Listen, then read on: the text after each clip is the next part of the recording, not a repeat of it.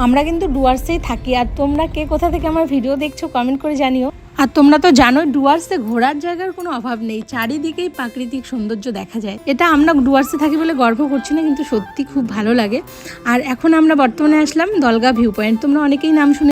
আর দলগা view পয়েন্টের ভিউটা দেখার জন্য এই ওয়াচ টাওয়ারটা, কিন্তু আমরা ওয়াচ টাওয়ারে উঠলাম না, আমরা এই পাশের থেকেই দেখছি। আর এখানে দেখো দুই ধরনের পাহাড়, এখানে ভুটান নেপালের পাহাড়, সঙ্গে মাঝখান দিয়ে কিন্তু নদী বইছে আর সঙ্গে বসতি।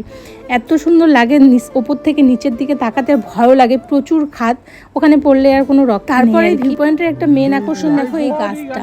এই গাছটাকে দেখে প্রথমে আমরা ভেবেছিলাম একটা নকল হয়তো গাছ, আর্টিফিশিয়াল কিছু হবে, কিন্তু না, এটা একটা অরিজিনাল একটা রাবার টাইপের একটা গাছ।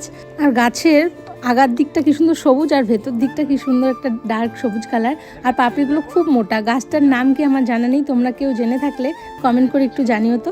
আর দেখো তারপরে এখানে দাঁড়িয়ে দাঁড়িয়ে আমরা সবাই মিলে